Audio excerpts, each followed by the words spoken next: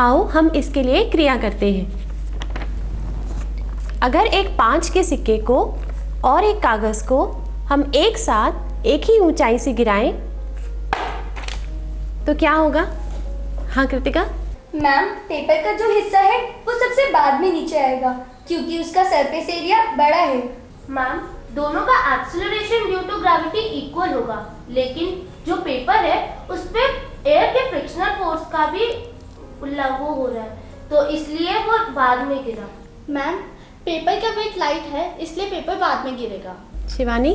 Ma'am, कागज पर air का रेजिस्टेंस ज़्यादा है इसलिए वो लेट आएगा और कॉइन पर कम है इस वजह से वो पहले आएगा।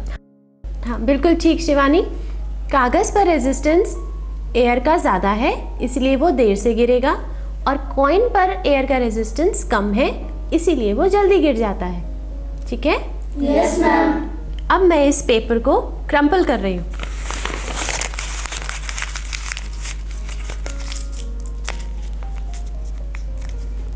और इस 5 के कॉइन और इस पेपर को एक साथ एक ही हाइट से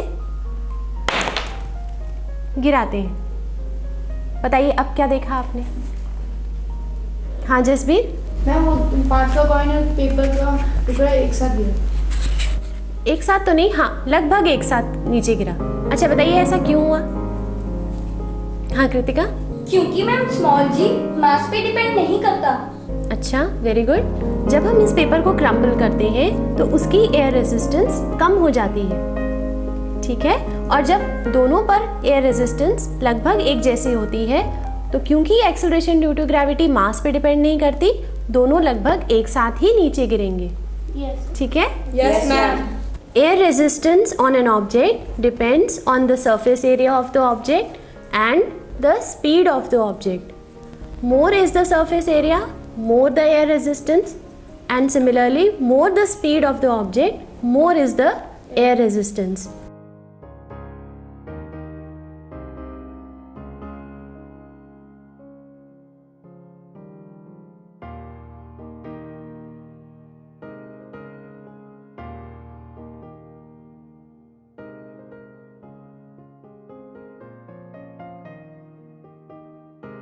इसे ध्यान से देखो और आपको ये बताना है कि एक्सेलरेशन किस पॉइंट पर सबसे ज़्यादा है।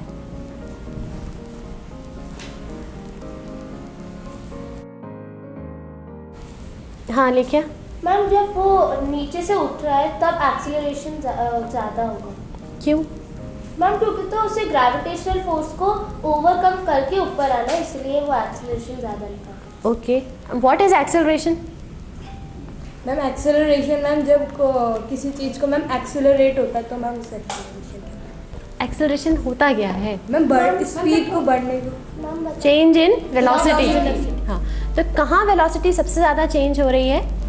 जब वो नीचे से ऊपर की तरफ जाएगा, यानी जब वो अर्थ की ग्रेविटेशन फोर्स को ओवरकम करेगा। Very good आलेख्या, very good. Sachin, आपने क्लास की शुरुआत में भार की बात की थी, आपने क्या कहा था?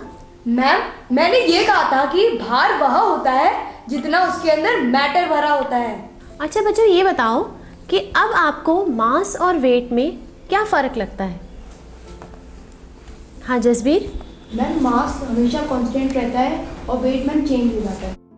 अच्छा प्रीतपा। मैम, मास लोकेशन पर डिपेंड नहीं रहता पर वेट लोकेशन पर डिपेंड रहता है।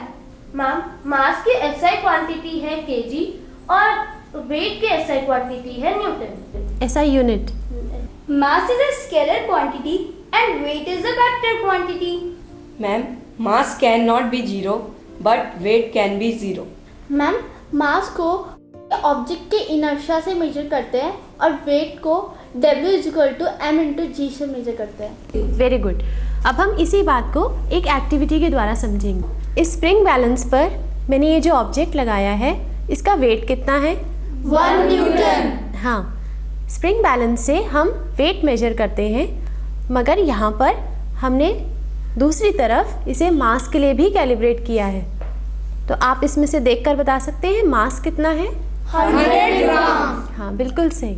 अच्छा बच्चों, ये बताओ कि इस तराजू में अगर मैं ये ऑब्जेक्ट्स रखूं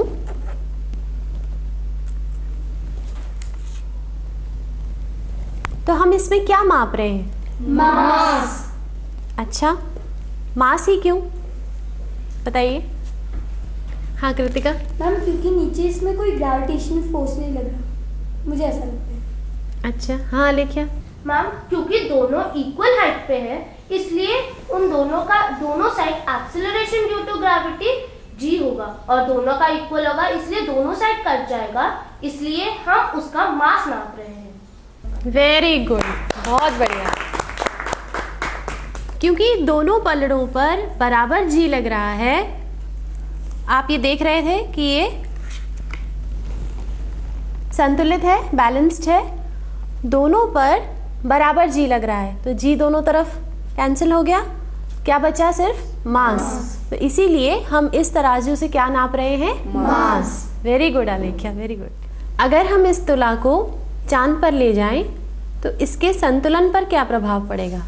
हाँ जसबीर। वो सेम रहेगा क्योंकि ना हम उसका जो है ना मास नाप रहे हैं, तो मैम आपने बताया कि मास नापते हो तो मास तो वहाँ जगह कांस्टेंट ही रहेगा। बिल्कुल ठीक, क्योंकि ये तुला मास नाप रही है, यानी द्रव्यमान को नापती है, और क्योंकि दोनों पर बराबर ग्रेविटेशनल पुल है तो स्मॉल जी चाहे मून पर कम हो जाती है, ये बात ठीक है, मगर दोनों पर समान ही तो लग रही है, तो इसके संतुलन पर कोई असर नहीं पड़ेगा।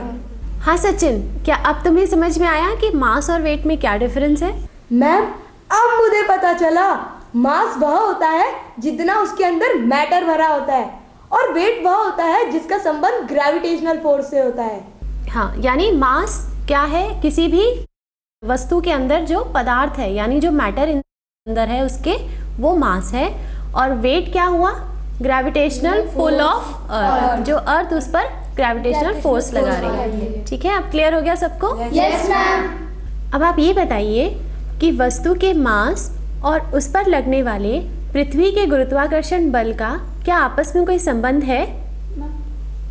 हाँ गौरव। यस मैम, ये दोनों मिलाकर वेट बनाते हैं, दोनों मिलाकर वेट बनाते हैं, दोनों को मल्टीप्लाई। मैम मुझे लगता है नहीं, क्योंकि हम कहीं पे भी रहे मास हमेशा कांस्टेंट रहेगा।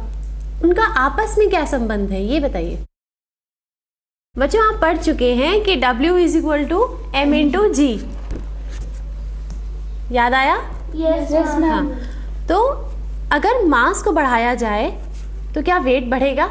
Yes ma'am. बढ़ेगा। इसका मतलब कि W is directly proportional to M into जी।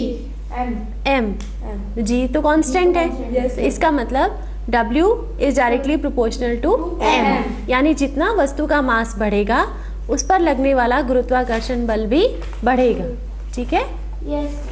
अच्छा बच्चों ये बताओ कि अगर किसी वस्तु का वेट पृथ्वी पर 60 न्यूटन है, 60 न्यूटन, तो उसका वेट मून पर ज़्यादा होगा या कम होगा? मैम हाँ विलाशा। मैम कम होगा। कम होगा, और कितना कम होगा? मैम अरे क्या बात। हाँ गौरव। मैम 10 न्यूटन हो जाएगा। कैसे? मैम क्योंकि मून का ग्रेविटेशनल फोर्स अर्थ से 1/6 है। वेरी गुड, क्योंकि मून का ग्रेविटेशनल फोर्स अर्थ से 1/6 है। मून की एक्सेलरेशन ड्यू टू ग्रेविटी अर्थ के मुकाबले लगभग 1/6 है, और इसीलिए किसी भी ऑब्जेक्ट का वेट मून पर अर्थ के मुकाबले 1/6 हो जाता है।